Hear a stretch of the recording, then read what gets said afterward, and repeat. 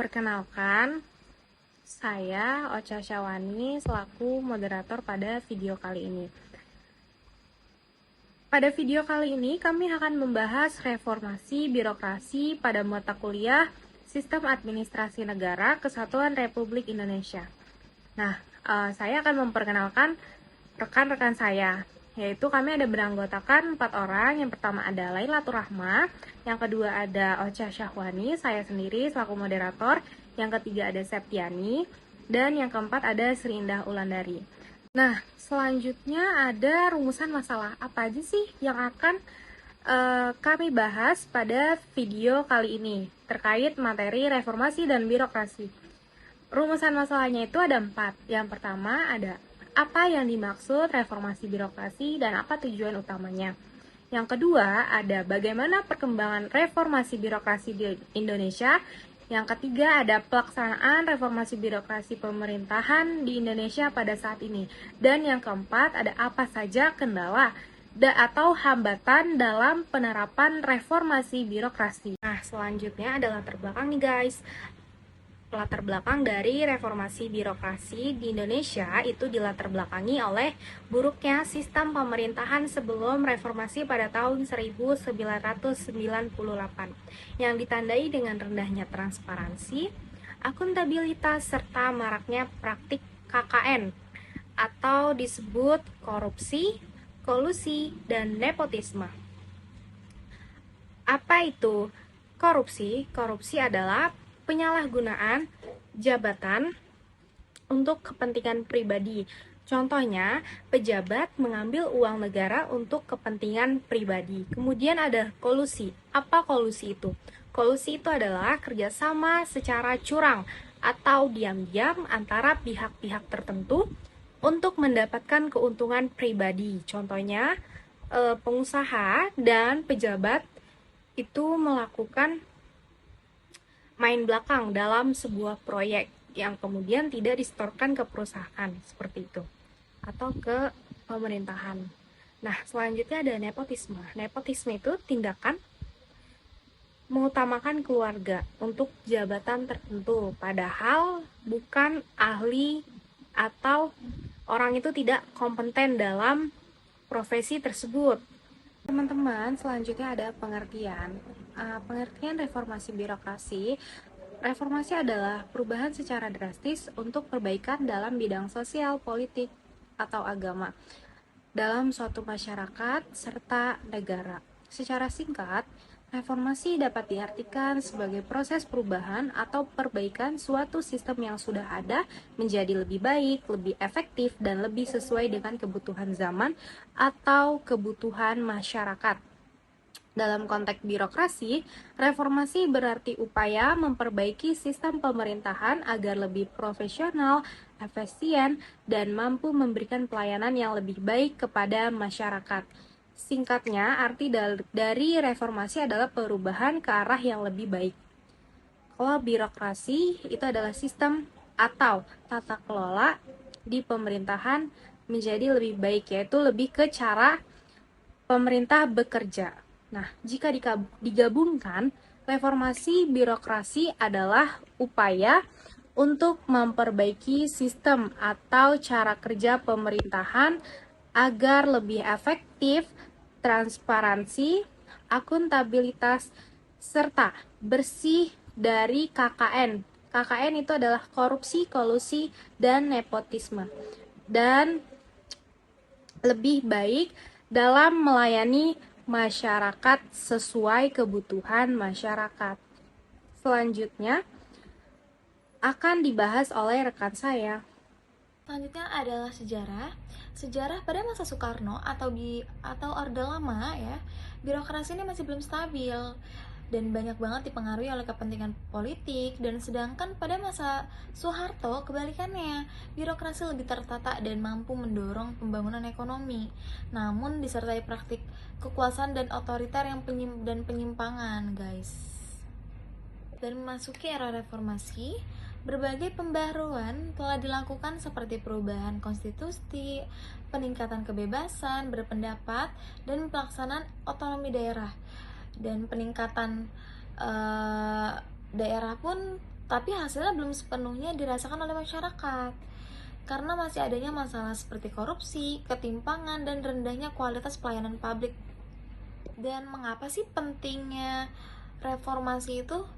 Di sini aku bakal bantu untuk bacakan juga kepada kalian. Reformasi birokrasi ini perlu dilakukan karena sistem administrasi negara yang lama sudah tidak ada lagi tidak ada lagi yang sesuai dengan perkembangan zaman dan kebutuhan masyarakat. Dan dijelaskan juga bahwa pada masa sebelumnya sistem administrasi masih bersifat tidak teratur, bahkan cenderung feodal dan kurang efisien sehingga belum mampu menjalankan pemerintahan secara optimal. Dan seiring berkembangnya zaman, terutama setelah revolusi industri, munculnya tuntunan agar pemerintahan itu dikelola dengan sistem yang lebih struktur, profesional, dan efisien. Dan oleh karena itu, reformasi birokrasi menjadi penting untuk memperbaiki kelemahan sistem lama, meningkatkan kualitas pelayanan publik, serta menciptakan pemerintahan yang lebih transparan dan akuntabel. Dengan adanya reformasi, birokrasi pun diharapkan tidak akan lambat lagi dan tidak berbelit-belit, tetapi menjadi lebih responsif dan mampu memenuhi kebutuhan masyarakat secara efektif. Selanjutnya saya akan mempresentasikan kapan Indonesia melakukan reformasi birokrasi. Indonesia mulai melakukan reformasi birokrasi secara besar sejak tahun 1998, yaitu pada masa terjadinya reformasi 1998.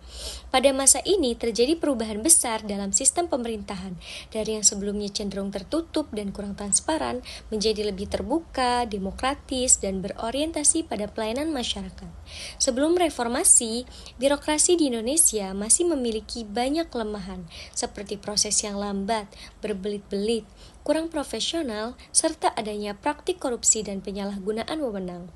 Kondisi ini membuat pelayanan kepada masyarakat menjadi tidak maksimal dan menimbulkan ketidakpercayaan publik terhadap pemerintah. Setelah tahun 1998, pemerintah mulai melakukan berbagai perbaikan dalam sistem birokrasi, seperti meningkatkan kualitas aparatur negara, menerapkan sistem kerja yang lebih profesional, serta mendorong transparansi dan akuntabilitas. Selain itu, pemerintah juga mulai mengembangkan pelayanan berbasis teknologi agar lebih cepat dan mudah diakses oleh masyarakat. Selanjutnya yaitu, mengapa pentingnya reformasi birokrasi dalam pemerintahan saat ini? Reformasi birokrasi itu penting karena sistem pemerintahan yang lama sudah tidak lagi mampu mengikuti perkembangan zaman dan kebutuhan masyarakat yang semakin kompleks. Jika tidak diperbaiki, birokrasi akan tetap lambat, kurang efisien, dan tidak mampu memberikan pelayanan yang maksimal.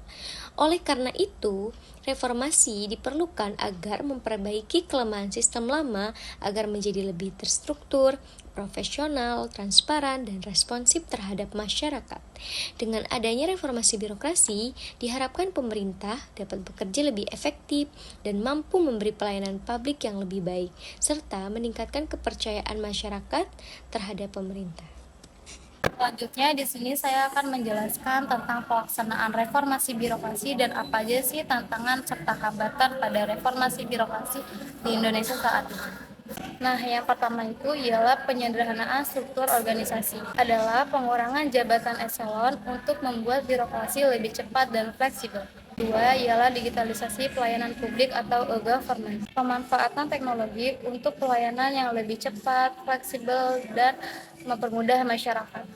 Yang ketiga ialah peningkatan kualitas SDM atau aparatur, seperti pelatihan perekrutmen berbasis merit dan peningkatan kompetensi ASN. Keempat ialah penguatan akuntabilitas dan transparansi, seperti pengelolaan anggaran dan kinerja yang terbuka serta dapat dipertanggungjawabkan. Kelima, peningkatan pelayanan publik, fokus pada kepuasan masyarakat melalui pelayanan yang efektif, efisien, serta responsif.